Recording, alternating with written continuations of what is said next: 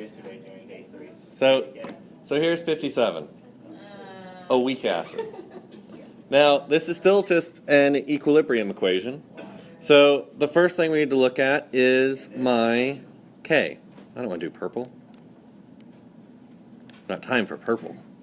K. K equals what? 1.8 times 10 to the negative 3. All right, well, thank you. What's going to be my expression? All right. Life. So you got the KC. K equals life? Seems a bit extreme. Let's start with hydronium.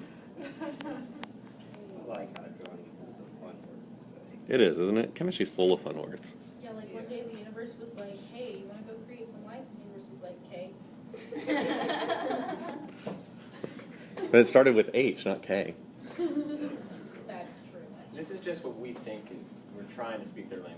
So, what do I write next? Oh no, I fixed it. Acetate. Yeah, we write acetate stuff. There's stuff. Divided by, it got little, okay? Don't yell at You need me. a stylus. You need a stylus. Well, your finger writing isn't working. Would It's you like actually to very style good it? for finger writing. It's very good, see? Yeah. 4 Sit finger down. writing. Yeah. See how one of these style. No, I'm good. I'm happy. No, Mr. Downey, just take it. So, there's my expression. Now, let's look at it in, but wait, how, I didn't write down H2O again. Pure liquid. Pure liquid. How much water? So let's look at the concentration of HC2H3O2, the concentration of H3O positive, and the concentration. Okay, so let's. Oh, that's horrible. Let's ice it. So the initial concentration of HC2H3O2 is, yeah. What's my initial concentration of hydronium? 0. And then let's do the C, the change. How is my concentration of HC2H3O2 going to change? Go down. Okay, down by, So many? yeah, something. Yeah. It is. It's going to go down by something. And then my hydronium is going to increase by, yeah, the same amount. Because if I look at my reaction up here, it's a 1-to-1 ratio. Which is going to make this also 1-to-1 ratio. So that's going to mean at my equilibrium point, what's going to be my concentration of acetic acid? My concentration of acetic acid will equal, 0.210 minus X. exactly. And then my concentration of hydronium will equal X. an acetate. X. Okay. Now, We should have used Y.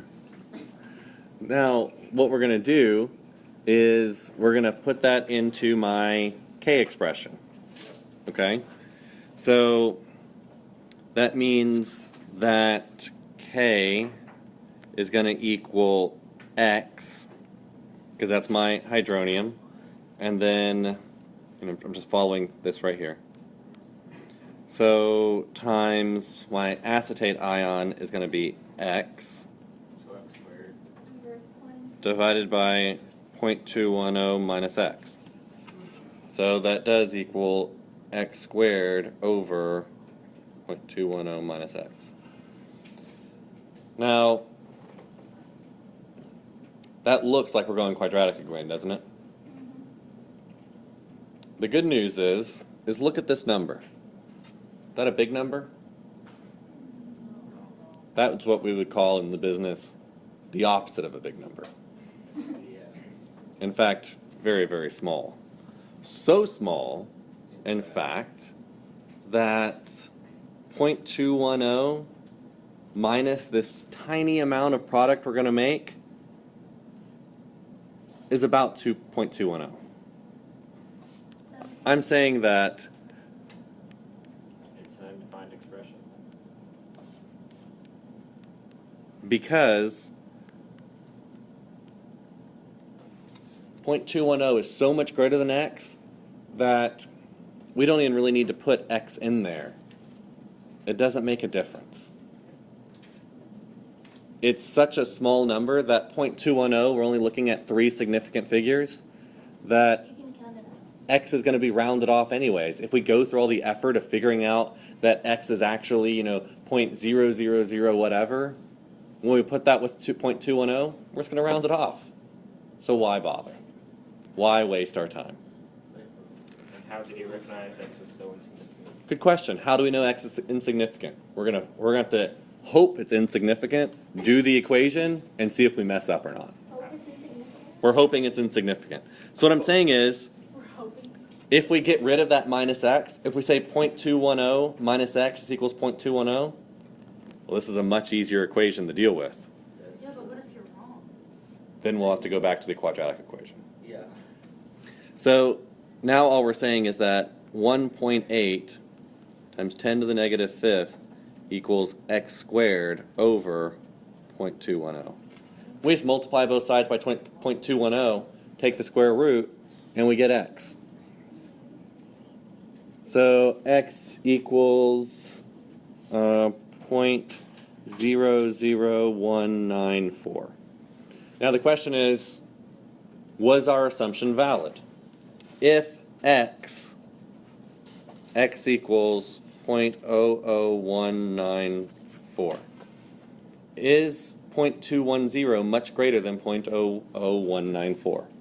Well, what we do is we'll do 0.00194 divided by 0.210 to see what percentage of it is, and that comes out to, I guess that means there's a time 100 in there if I'm doing a percentage, 0.92%, less than 1%. Anytime we come out with less than 5%, we go, yeah, it turns out our x was much, much less than my number. If that comes out to more than 5%, you're going to have to back up, scratch out your work, you're going to have to quadratic equation it. But if it comes out to less than 5%, like we did here, less than 1% even, I'm like, you know what, it's fine. Screw the quadratic equation, who needs it? This is close enough. We know that x is pretty close to 0.00194. And then all we have to do is go back and look at our relationships we set at equilibrium and do our 0.21 minus x, so minus 0.00194, and that will give my answer there. And then, well, for hydronium, those two are easy. Okay, so my final answer is that the concentration of H3O equals the concentration of acetate, which equals 0.00194 molar. And then my concentration of acetic acid equals 0.210 minus 0.00194, which is 0.208 molar. And if we go back to my relationship here, and if I do my Kc, and I put in 0.00194 times 0.00194 divided by 0.208, that equals exactly what I would hope it would.